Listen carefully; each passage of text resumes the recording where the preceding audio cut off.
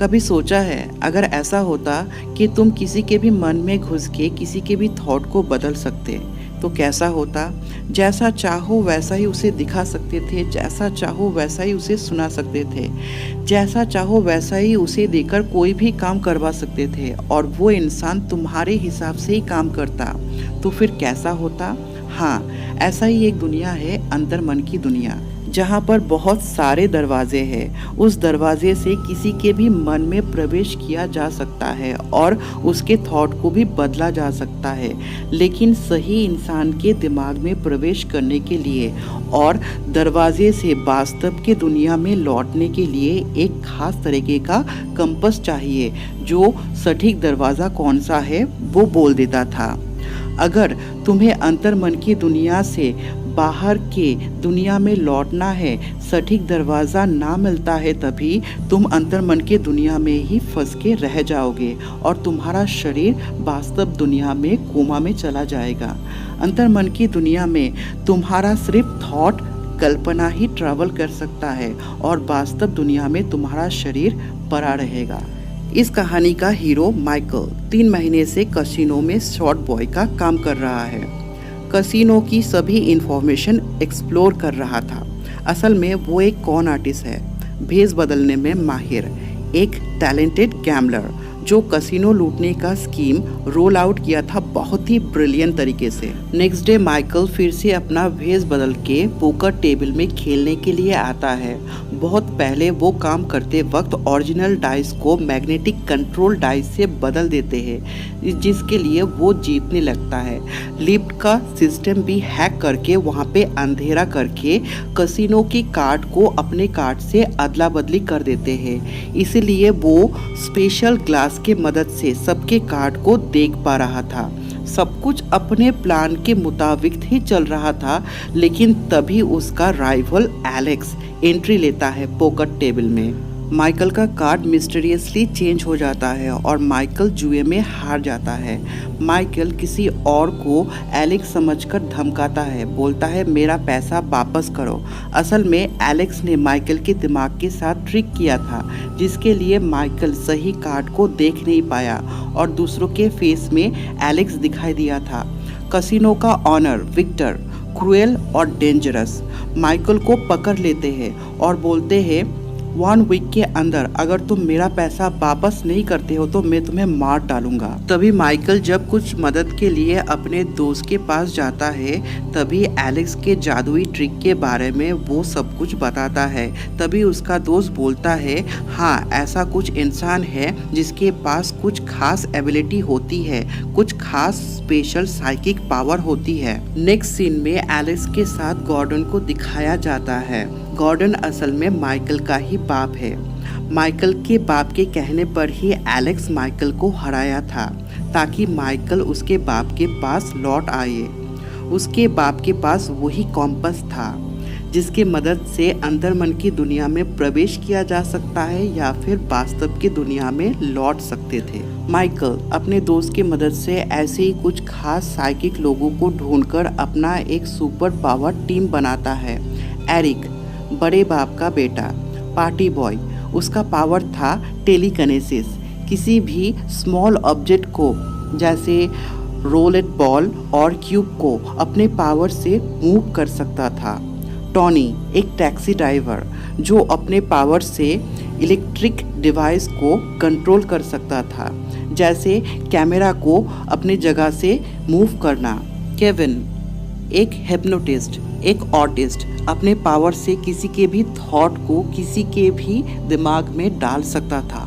Veronica एक telepath जो अपने पावर से किसी के भी मन में झांक सकता था, पढ़ सकता था दूसरों के मन को, सुन भी सकता था और कोई भी थॉट को किसी के भी अंदर ट्रांसमिट कर सकता था। वेरोनिका की पावर की हेल्प से माइकल अपनी टीम के साथ कम्युनिकेट कर सकता था।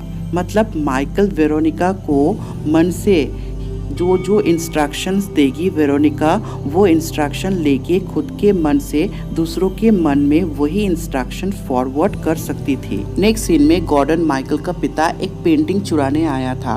वहाँ पर पहले तो एक हिप्नोटिस्ट फ्रेंड्स की मदद से अपने आप को हिप्नोटाइज करके अंतर मन की दुनिया में प्रवेश करता है।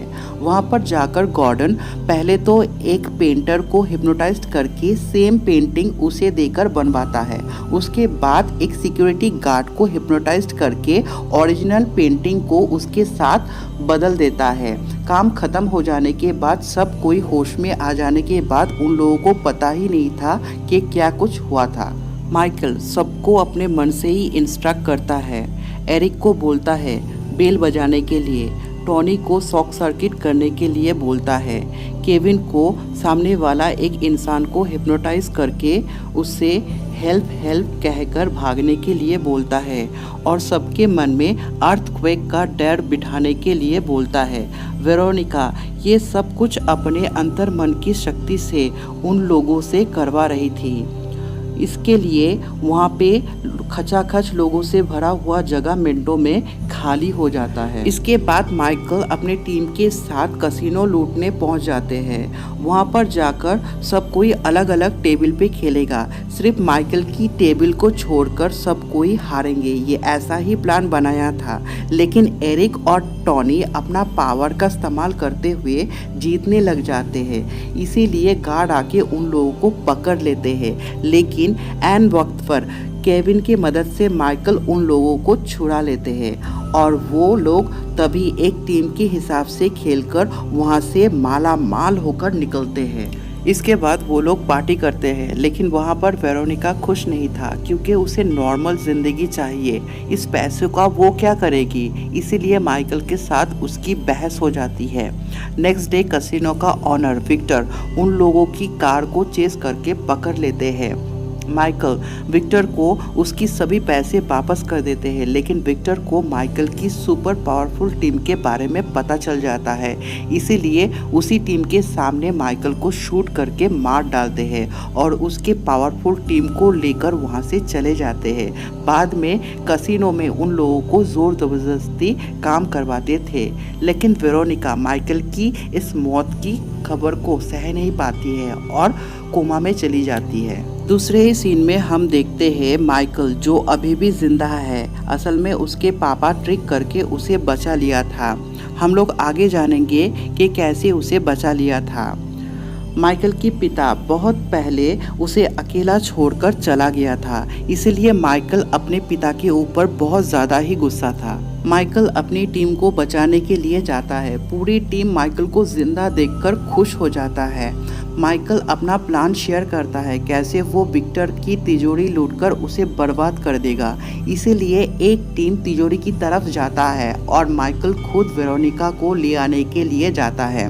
सामने लेज़र लाइट फैला हुआ था, जिसकी एक टच से सिक्योरिटी अलार्म ट्रिगर हो जाएगा। टॉनी अपने अंतर्मन की शक्ति का इस्तेमाल करते हुए लेज़र लाइट को डीएक्टिवेट करने की कोशिश करता रहता है, लेकिन सभी लेज़र लाइट को वो डीएक्टिवेट नहीं कर पाता है। इसीलिए एरिक अपने आप को उस लेज़र लाइट से बचते बचाते तिजोरी के सामने पहुंचता है और अपना पावर इस्तेमाल करते हुए तिजोरी को खोल देता है।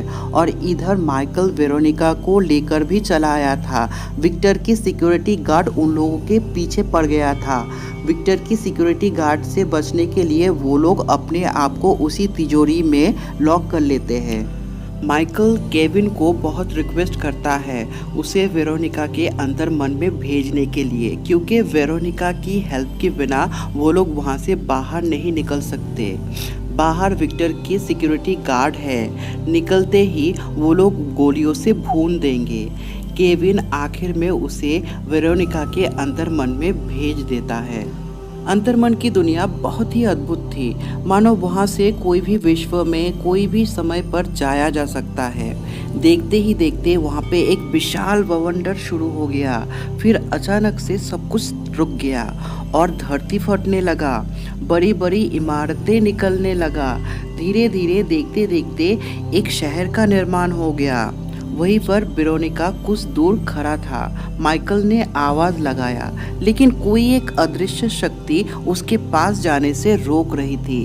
माइकल ने थोड़ा और फोकस किया, थोड़ा और ध्यान लगाया और तब जाके माहौल पूरा बदल गया। देखते ही देखते एक बरसाती अंधेरी रात में तब्दील हो गया।